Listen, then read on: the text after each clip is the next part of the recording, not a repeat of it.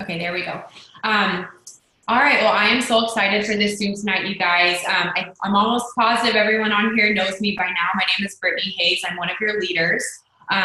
If you're brand new, this is one of your diamond leaders, Amanda Steyn, and I'm super excited to be interviewing her tonight. She has some incredible tips to share just on layered leadership and just like cultivating a healthy team culture. This is something that has always been a strength of Amanda's from day one. She's just like really done an incredible job at making everyone on her team feel like family. And it shows like in the health of her team. And I really wanted her to just get on here tonight and just share, just what that's like for her team. So Amanda, if you want to go ahead and just jump right in and introduce yourself and just talk about like, just from day one, like how you've handled like, working with your team and creating that family like atmosphere. Hi guys. She gave me a brief introduction. My name's Amanda, and I'm a diamond on Freedom Legacy team. Can you hear Daniel losing his mind in the background? Are we good? Just minorly. It's fine. Okay. All right. As long as y'all can still hear me, he's fine, I promise. So I'm a diamond, and I joined the company, let me think now, 21 months ago, I believe. I say that under correction.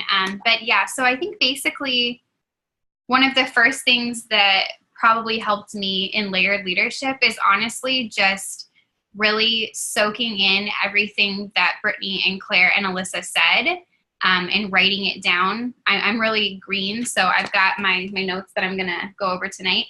But I think that first of all, not reinventing the wheel and taking tips from people who are obviously successful and have done a really great job to cultivate like team culture and, do layered leadership on their teams was definitely my first way. Because I think when I signed up, I had absolutely no idea what I was doing. I was super overwhelmed, totally out of my comfort zone. So I just decided that the best way for me to do that was just to steal all of their great ideas, which they gladly offered, and go with that until I found some tips that worked well for me. Do you want me just to talk about it a little bit, or do you want to? Yeah, you can jump right in and just talk about like what that looked like for you. Like okay. What you immediately Okay. So in the very beginning, it was a little bit different because obviously now my team is like way bigger than it was. But I think in the very beginning, what it looked like and what's consistent now throughout is very frequent communication is one thing that's really important for me. I think just getting on the phone with people, I experienced that personally, like how I felt connected to Brittany and how I felt like I wasn't going it alone when I talked to her on the phone, and how much I appreciated her input and her support. Even if there wasn't necessarily something that she could do, just knowing that somebody else understood what I was going through and knew what I was going through and was watching me and supporting me in that way, like that was really important for me. So I think that that was really easy for me to turn around and try to do for my team, because even if I didn't know anything else to do, I knew that I could do that. I knew I could be a friend. So just getting on the phone and, making yourself available and making sure that you know what's going on in the lives of your leaders, because if you don't know what's going on in the lives of your leaders, then you don't really have a foot to stand on whenever you're trying to help them. Or like if you don't know, practically speaking, what their goals and what their dreams are, then it's really difficult for you to help them, make a plan to achieve those and to, help them find a leadership position on your team. I'm just going to go down through my bullet points. One thing I think that's really important in later leadership is to be super practical. And I learned this on a Zoom with Alyssa Bellew that was just for people who promoted, I think, in March to Emerald or above. And what she did is she literally laid it out, and she said for every different level of leadership what you should be doing. So I don't remember what it was. I could probably find it, but that's what I did is I wrote down every single day I'm going to be talking on the phone with these people, or every single day I'm going to be texting these people. And just made that my goal from the very first point, because I kind of felt like I had no idea what to do. And I was diamond so quickly that my team was so big, it's really overwhelming. So I just sought to make sure that I did that so that I could stay in contact with people, because I think the biggest thing that makes people quit is feeling like they're confused and alone and have no idea what's going on. And then that's when people start to say, it just didn't work for me. But I just made it my goal to not let them get to that point and make it work for them before they could even think that it doesn't. So I would literally make a list of what that looked like for every single person on my team. So I would go through and get down all of my emeralds, all of my rubies, all of my executives. And those are the people that I'm talking to every day. And then also my personally enrolled, who are personally enrolled within the last 30 days, 30 to 60, depending on, different things.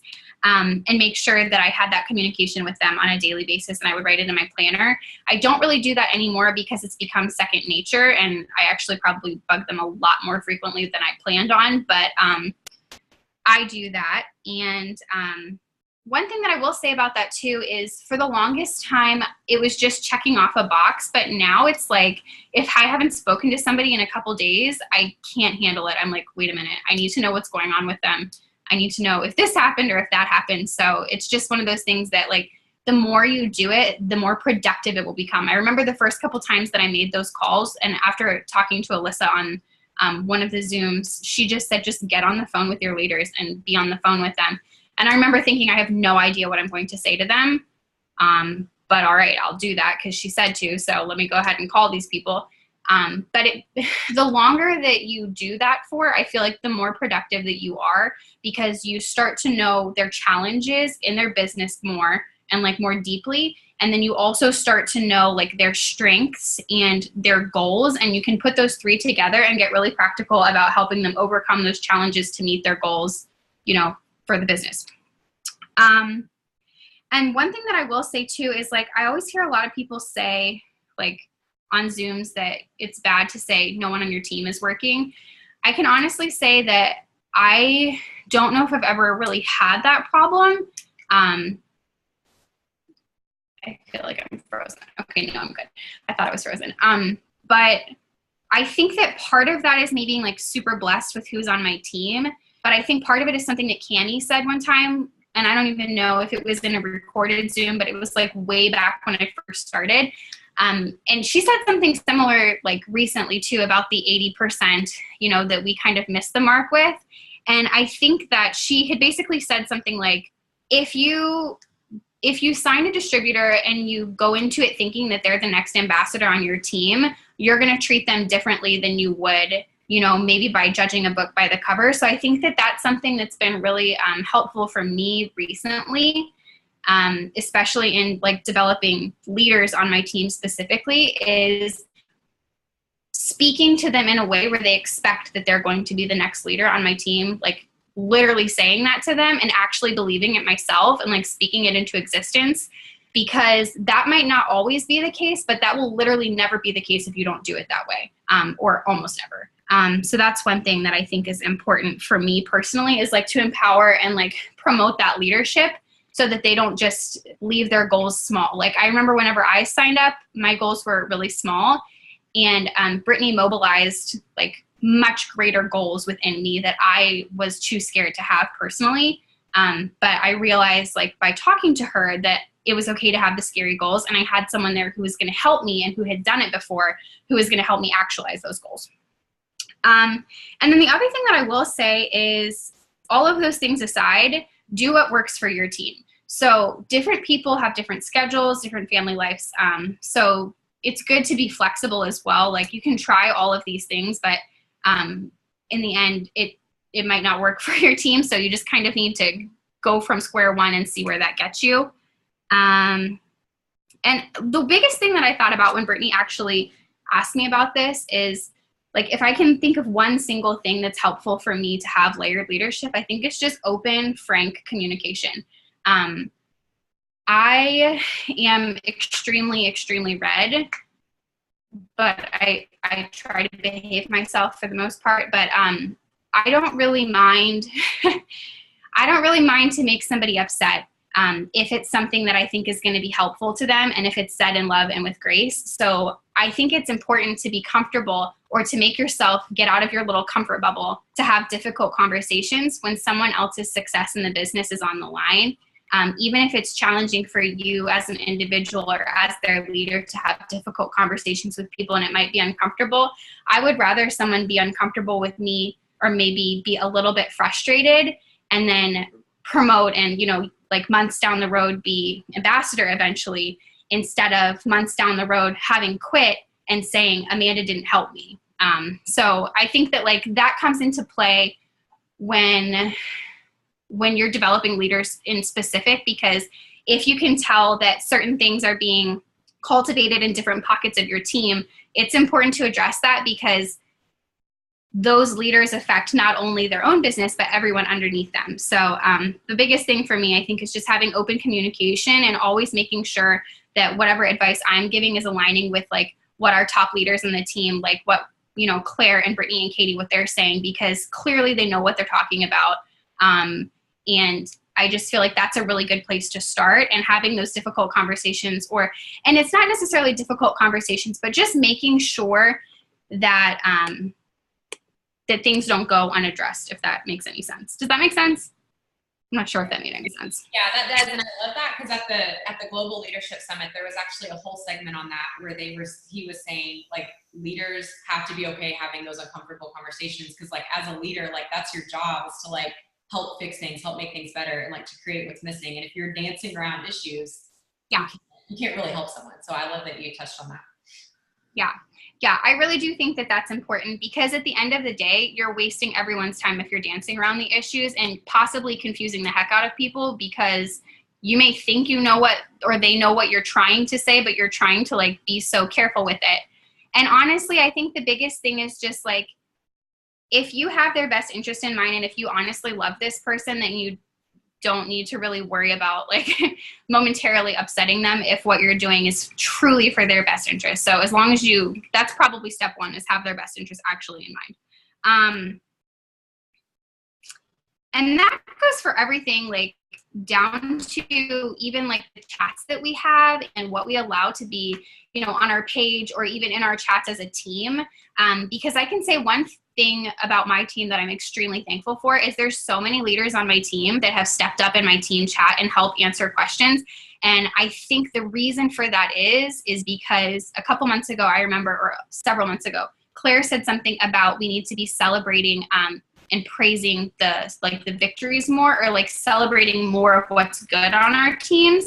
And I think that that's huge, because you don't want to be focusing on the negative. Like it's important to like improve things that might be a challenge, but at the same time, I think focusing on what we're doing well and what we're doing right is also really, really important, and empowers new leaders and gives them the confidence to, you know, step out and lead more, which is really helpful for, you know, leaders with a big team, because then they know that if you're driving, you know, you don't need to stress out about the 16 messages that comes through, because you know your emeralds and your rubies, and who knows, maybe new people, honestly, who are on the ball are already on there answering questions, which is really, really, really awesome. So if you guys, I don't know if everybody has a team chat, but basically, like for us, it's anyone who's diamonds and above has their own team chat, just to make sure that you have more support. So like, obviously you can always go to Freedom, or you can always go to Fire Tribe and post questions, but your team chat, like as a diamond or above, is a really good place for people to feel comfortable to discuss important things and, you know, just share general concerns and get support. Like a lot of times we'll have people post in there when they're making their first post, and it helps you break the ice. So that's a really helpful thing. Okay, sorry. I'm literally crossing these off my lists because I'm that green.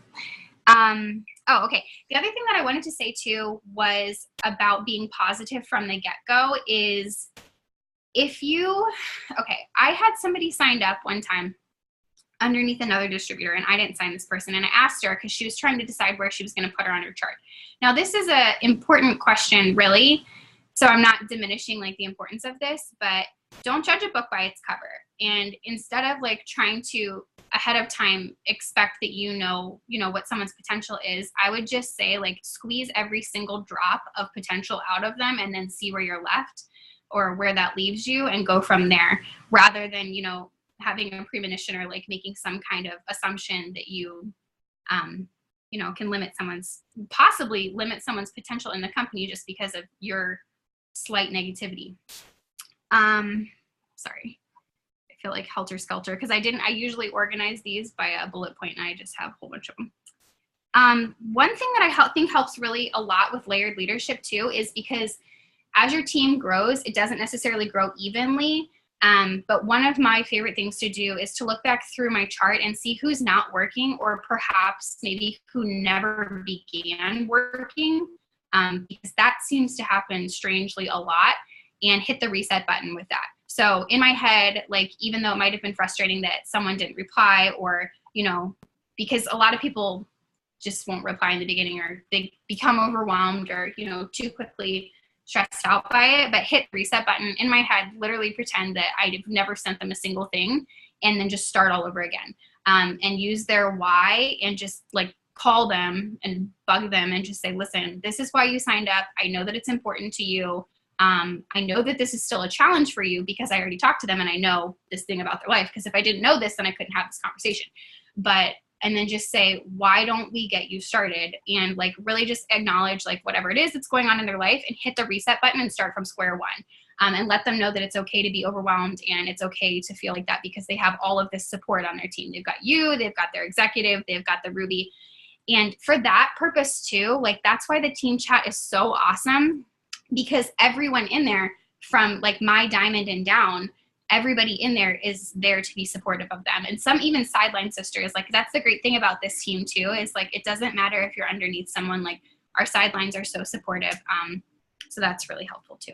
Amanda, I wanted you to like also too, because I know there's quite a few diamonds on here watching that have chats. Like one thing, guys, I've just noticed about, because I'm in all my diamonds chats, and Amanda's chat has just always been like this like tight knit family. And Amanda, I wanted you to just like tell them like a little bit about like what you use your chat for, but then what you just like tag people on Freedom for and stuff. Like how, like what that looks like and how you. Yeah. So I like health, but not overwhelmed. I tag people in literally every single thing that I could possibly tag them in. And then if it's not possible to tag them in, then I put it in the team chat, is basically my, my lazy method of that. I don't know how that evolved into that, but it seems to be working for us. So that's what I've been doing lately. And then what the team chat ends up being, I'm scrolling through here looking now, is a lot of questions that get answered like in milliseconds, which is fantastic. And then also in my team chat, I always put quick reminders about Zooms. So like, I'll be like, hey, Zoom starting now, blah, blah, blah. And then I put the Zoom ID, because I've been in this business for almost 2 years and I don't know what is wrong with me, but sometimes I like can't find the Zoom ID. So I always put it there and just make it really simple. I'll post stuff like in my chat that is a really big deal to everyone. Like for example, when we have BOGO wraps, like even though I tag a whole bunch of people who sometimes aren't working in the post on, let's say, Freedom or on Mark's page or wherever it was announced, I will post that in my chat too, because I know that there's like however many people who actually aren't looking at the team pages or when I tag them. So I post it there too, because I want to make sure that every single person sees that, because sometimes even if people aren't actively working the business, they would still really like to know that there's BOGO wraps or some kind of deal like that, like the college and the new products. I always post stuff like that. In the end of the month, I like to post some, sorry, my dog is like trying to get onto the bed. In the end of the month, I sometimes post like a host to post idea. If people are really pushing for volume, I've done that before, but I don't typically do that. I always do welcoming. So I'll welcome all of my team members, and I encourage all of my teamers to welcome their new team too, and then to add everybody who's on the chat. That's something that I always tell them. So like when I add someone to the chat, then I always text them and say, hey girl, go up to the top, add everyone as friends. And then I'll say something in there just to remind people, go ahead and add Katie or whoever. That way they have support from their team. I'm pretty sure that's about all that I do in my chat. I don't put a lot in my chat. What's mostly in my chat is my team posting questions, like really simple questions that they just want a quick answer to. See, and I love that, because you're keeping your chat not overwhelming. It's a place for support. It's a place for everyone to feel like they've got what they need. If they're part of a family, but it's not overwhelming. Like you're tagging people and stuff, and if they want to look at it, they can, but you're keeping that chat like a healthy, thriving environment. And I love that. And because guys, like Amanda's a diamond, like she's about to go double. She's got no one in her chat has their own chat. They're all part of hers because they're stronger together. So if you're a Ruby, you don't need to go start your chat. Like participate in your diamonds chat, your double diamonds chat, because seriously, that's where we like grow as this like strong unit together, is by just like Amanda said, like raising up those leaders and, you know, running together. Yeah, and I honestly think, I didn't talk to you about this before, so you can tell me if I'm like crazy here. I honestly think like I have somebody who's going to go diamond this month, and I'm pretty sure I would like to beg her to not start her own chat and just stay in mine. And I'm guessing because I know her pretty well, she doesn't want to start her own anyways. Maybe I'm wrong, but and that would be fine with me because like my team isn't so big that I couldn't accommodate her. Like the only reason that I ever started my own team chat, and I didn't start it just when I went diamond, is because Brittany's team was just so big that I wanted to be able to support them, you know, a little more in a close-knit group. And that was something that she recommended, I think, actually for me. I don't think I came up with that. I doubt it. So it's not like you have to have one if you're diamond, but yeah, that's just something you talk to your enroller about. Yeah, no, it's definitely just that place when your team, like you said, just starts getting so big to have that like intimate atmosphere. And I love that you're using it in the right way. It's not being abused. It's just like a great place for everyone to just feel like family and feel supported. So that's awesome. Yeah. And then the other thing, there's like one more thing that I wanted to touch on was self-development. I think is super important for layered leadership because you can't pour out of an empty cup. So Multipliers and Layered Leadership are two of my favorite books that I would suggest for that. I actually haven't finished Multipliers yet, but Claire told me that's her number one for layered leadership. So I'm guessing it's going to be fantastic. What? Oh, okay.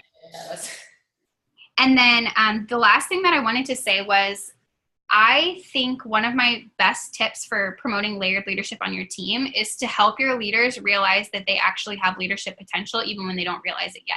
Because within every single person, like God has given us like unique talents and skills, and everyone has the capacity to become a great leader. Leaders are made, not born. So like we all have a possibility to become a fantastic leader, and everyone has different strengths, even if they're not a leader yet. So I think helping people realize what their strong suits are and that they actually know a lot more than they think they do is really important. So for me, like what I did, and I think I actually like imposed this upon myself whenever I was brand new with Brittany, was I would call her and be like, here's my problem. Don't tell me the answer. I think this is the answer. Is that right? So that's kind of what I do with my girls now, is like they'll ask me a question and I just like turn the question right back around. I'm like, well, what do you think it is? That sounds, I don't say it like that. That kind of sounds like sassy, but like a lot of times they totally know the answer, but they're just like a little bit nervous, which is fine because like that's why I'm here, you know, soundboard, bounce it off the wall or whatever and see what other people think, which is really great because they're obviously trying to learn. But I think it's really important to help people like realize that they actually know a lot more. And it's like you go alongside them like they're training wheels, but you show them that they're actually strong enough to do it on their own at a certain point. And just, you can still get feedback and, you know, help improve different things. But a lot of times our leaders are a lot more capable than I think that they realize. And it's our job as leaders to help them realize that, if that makes any sense. Yeah, I love that. And I think that's one thing that has just been like duplicated so far down. I mean, I know that's how I've always been with Claire. I'll just call her and be like, hey, like, I just want to run this by you real quick. Does this sound good? And I'm sure she felt supported by us in that way too. And I love that that's something that this team has just together grown so strong in. And that's definitely something you do very well. So I think it's something super important to remember because like you said, so often people do know the answer. They're just nervous and they just need us to like give them that, you know, affirmation. Definitely.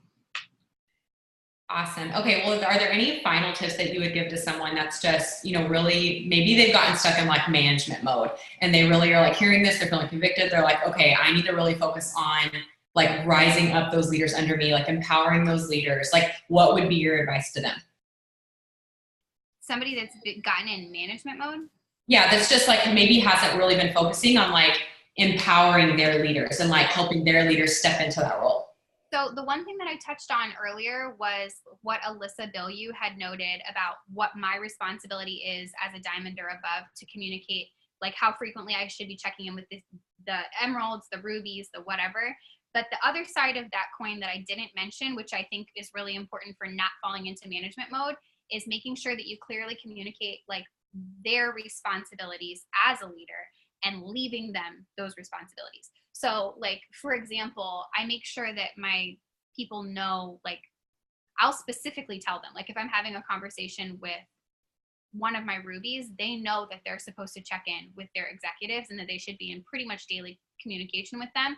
And I make sure that they know that that's like, that they understand why that's important.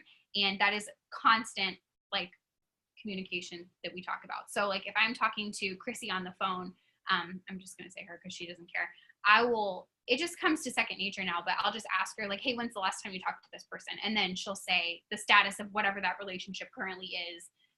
So I think that that's really important too, because then you give them a task that they are totally capable of achieving. And whenever they lead that person well, then their ability to be a leader grows.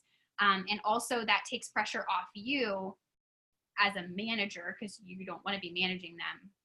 I'm not sure if that's an answer to your question, but that's probably what I would say, is just like, make sure that you're delegating tasks and allotting responsibilities to the leaders on your team and trusting them, but also following up and helping alongside to make sure that they clearly understand how to do it practically. Yeah, no, that's perfect. The other thing that I will say too about leadership mode is, and I feel like it took me a couple months to fall into this, but an ounce of prevention is worth like a pound of cure, what they say. So I think that starting from day one and very clearly communicating things makes everything better at all levels of your business. So extremely clearly, communicating what someone's role is as a leader on the team, and there's one thing that always sticks in my mind that Brittany said on a Zoom was, leaders are the first ones to welcome on the team pages. Leaders are the first ones to answer questions if it's possible, if they know the answer. Those are different things that our leader does. So I think like beginning by laying the groundwork for strong leadership underneath you helps you not have to fall into management mode, which is essentially scrambling, trying to hold everything together. I love that. And I love that you brought that up about the team page, because I know I said that to you, but I actually heard that from Claire when I was, I think, like an executive. And I remember I had like 2 people on my team, but I remember thinking like, okay, like I want to be a good leader to them. Like if these are the things leaders do, I want to be doing them. And so I just want to say, like, this team is going so fast, Freedom Legacy. Like we're like going to ambassador by the end of the month. And so no matter where you are, whether you are a brand new distributor, whether you're a Ruby, whether you're a Diamond, like you're a leader, and like you can step up and lead, whether you have 1 person on your team or whether you have 100.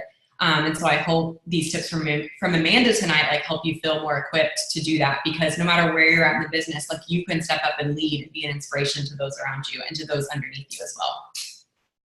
I just thought of one more thing that I want to say too. So I think that like one more tip, like overarching, like you asked to not fall into management mode, is think about the responsibility, think about like my brain is crazy. Think about the example that was set for you by like whoever enrolled you. I'm thinking like Brittany and Katie and Claire and Alyssa, like from day one when I signed up, and I've been watching these people, like think about what they've done. Don't reinvent the wheel.